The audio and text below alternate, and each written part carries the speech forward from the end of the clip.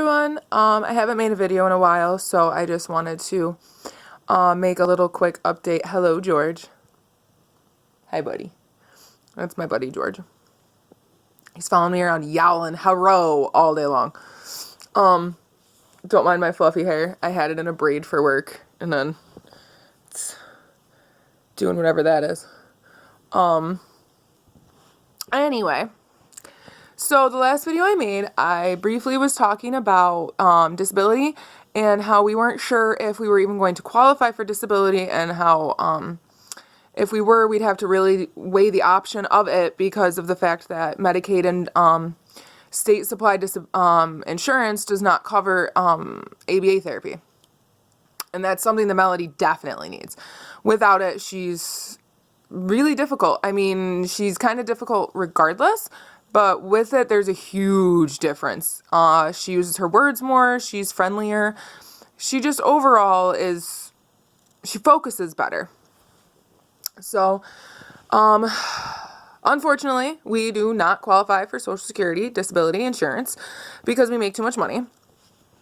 Which I kind of saw coming because it's crazy. SSI doesn't look at your expenses at all. They only take your income, and then they decide what they think is workable. So they're like, oh, this is your income, and then we subtract out what we believe is this, and then we subtract out this, and that's what you're left with. So they don't take into consideration my $700 mortgage or anything. Like, sure, oh, look, you made $3,900, and that's $25 above the maximum that you're allowed to make. Let's not look at the fact that that's gross income for one, which nobody brings home their gross. And for two, you didn't take into account any of my bills. Okay, I made $3,900. Look at the fact that my bills are $3,200 a month, and you'd see that that extra $700 went to gas and groceries, if I even have a full $700 after. So that's just kind of frustrating because, we were told, nope, sorry, too bad. They did tell us that if I were to lose my job or, income changes, or if Melody turns 18 and is still a dependent, she's allowed to file her own claim and go through with it and get disability. But until she's 18, our income screws her. And it's just unfair because she's disabled. She is permanently disabled. She is blind. She has a piece of her brain missing. She's extremely high functioning autistic, but that's still there. The behavior issues are still there. She still, stims, and she still has her moments and her meltdowns and has a hard time in crowds and in, new places. It's not like she's ever going to be normal. It's not like this is going to change. She was born this way. But according to the United States government, that doesn't matter because her father and I choose to bust our asses and have what we want. And we work for what we want, that screws her over. So, since we don't want to just sit on the system, because somebody mentioned that to me, they're like, oh, well, what would happen and how could you qualify? I would have to quit my job. Granted, it's only a part-time job nights, and it's only a few nights a week, but that part-time job pays my mortgage. I can't just not work for an entire month, live off of Jack's income only, and then play catch up just so that we can get disability.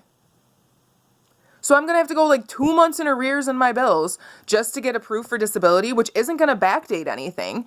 And then she could lose her insurance. She could lose therapy. So it's just a shit show, and it's unfair, and it's not right because it's not as easy as everybody thinks. I don't know why people think it's so easy to get disability and all this stuff. If you know somebody who said it was a piece of cake and they really aren't fully disabled, they're performing fraud.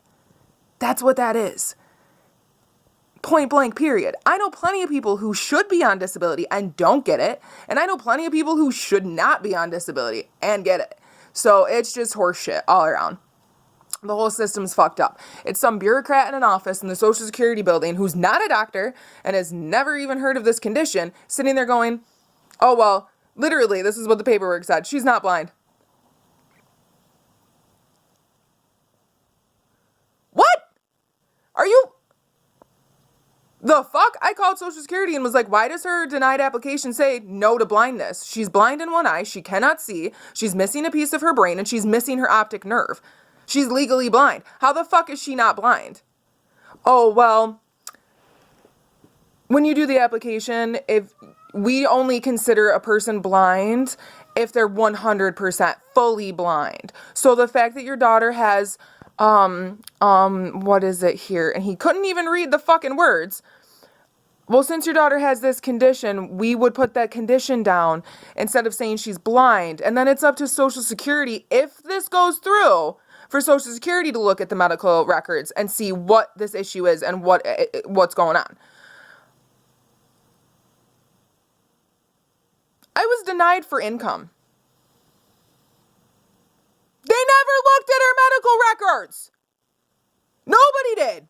Not a fucking single person. I got denied for income. I got a letter in the mail that said you're denied because your income was too high. They didn't even bother sending her med records to fucking Social Security. Nobody looked at anything to see that, yes, she is disabled. Because if they had looked past my income and seen that she is blind, then my income doesn't matter. Income only matters if it's not blind. In the state of New York and in the United States, if you are blind, if you are legally blind, income doesn't matter. You get disability because you're fucking blind. Not my daughter. Nope. Income's too high. We don't even give a fuck about her med records. So now I have to get a hold of Human Arc and I have to get a hold of all these people and I have to appeal. And it's just a fucking... Because she should get it. There's no reason she shouldn't have it. None whatsoever. It also pissed me off, and I already called and fixed this, that this dumb bitch at Social Security put down that I, at 30 years old, married with children, collect $70 a month in SSI off my mother. What? I have not gotten an SSI check from my mother cut in my name since I fucking graduated high school. I turned 18 and they were like, peace, bitch, you're an adult, and all that money goes to my mother. If I was getting an extra $70 a month in SSI, where the fuck was it going? Because it wasn't going in my paycheck, my fucking bank account. It wasn't coming to my house. I wasn't cashing it. So if I was supposed to be having this $70 a month, I fucking want my back dates. But no, this bitch is just dumb. So it makes me wonder if my application was actually denied or if this girl just didn't know her fucking job and just put everything through so I'd get denied. Because I've heard that's what they do. They always deny you and then you have to appeal. So it might be something I do just because of the fact that they fucked up her paperwork. But we'll have to see when that happens. Other than that, her IEP meeting was a couple weeks ago, and she's going to be going into an integrated 611 class. So she'll be with other disabled children, but she'll have 2 teachers instead of 1. And then she'll be with other normal kids to see how she does in a normal school setting with that. I mean, she's in the daycare now, and she's with a whole bunch of normal kids. So I don't think it's going to be a big deal. What else has been driving me fucking crazy with her? Because it's never her. Like, that's the thing. I get really agitated. I get really aggravated, and I'm at my wits' end most days. But in all honesty, it's not her. Like, that's her. That's who she is. So I just have to, like, work with it and work through it. But all these fucking stupid hoops to go through. My child's disabled, but she's not disabled enough. It's just fucking irritating. So fucking irritating.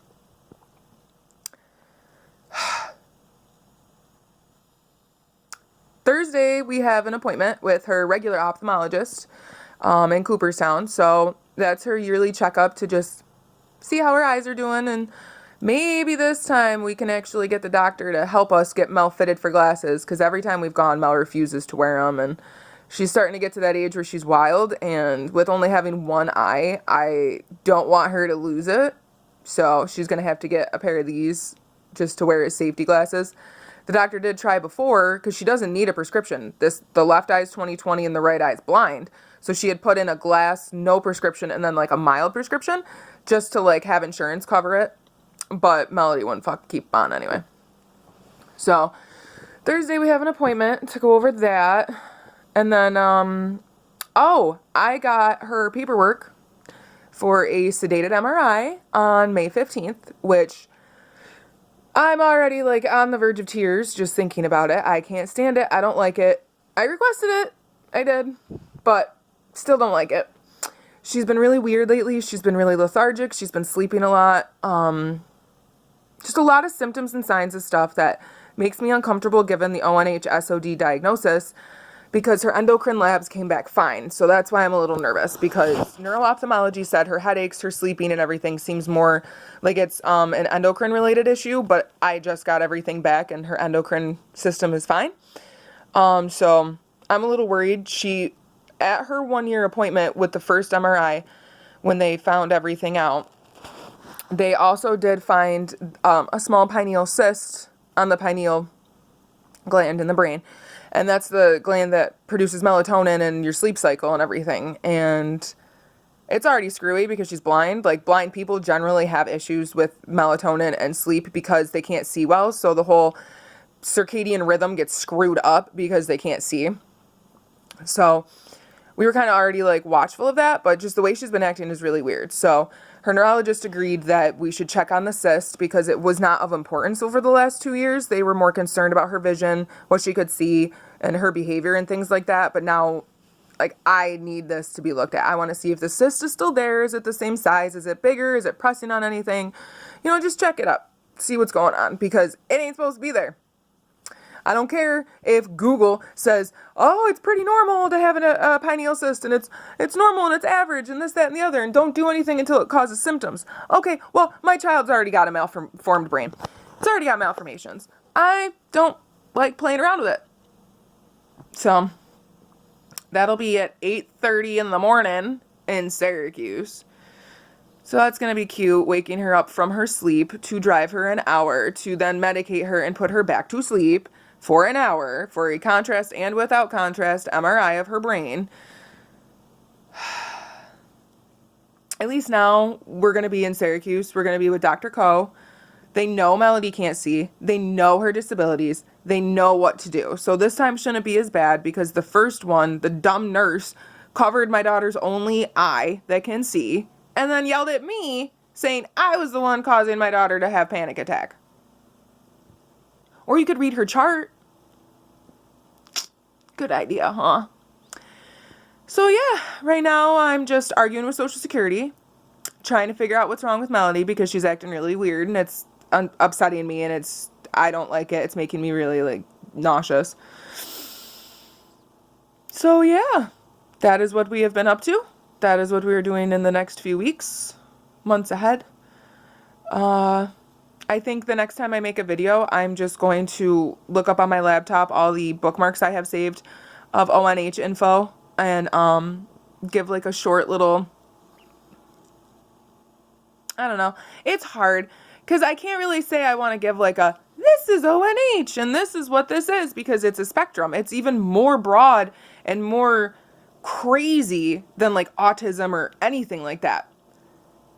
Any child could have any array of issues or problems or anything, or none at all. Like, Melody has very few compared to a lot of the children I see in these groups on Facebook that I'm in. So I think my next video will just be me talking about what I have found that has to do with Melody. So there's plenty of things that Melody does not have to deal with that I will bring up just in passing, like why I stress about her cortisol, why I stress about her endocrine. You know, these things that normal parents would be like, oh, your kid's got a fever, give him some Tylenol, it'll cut it. Or, you know, okay, but if my daughter's body doesn't respond right, she could go into shock over that. She can go into shock over an emotional problem. So it's definitely something that's difficult to wrap your head around. So I think to help the few of you that actually listen to me and follow me and watch these videos, most of you probably already do know everything because you speak to me. And I've tried to, you know, help people understand as best as possible. I don't mind answering questions. I would rather have somebody come up to me and be like, why is your kid acting like that? And then I can tell you, than just be judged. So yeah, I think that'll be my next video. Just, this is ONH in context with Melody. So that is all for today. I hope you guys have a lovely week. And yeah, bye.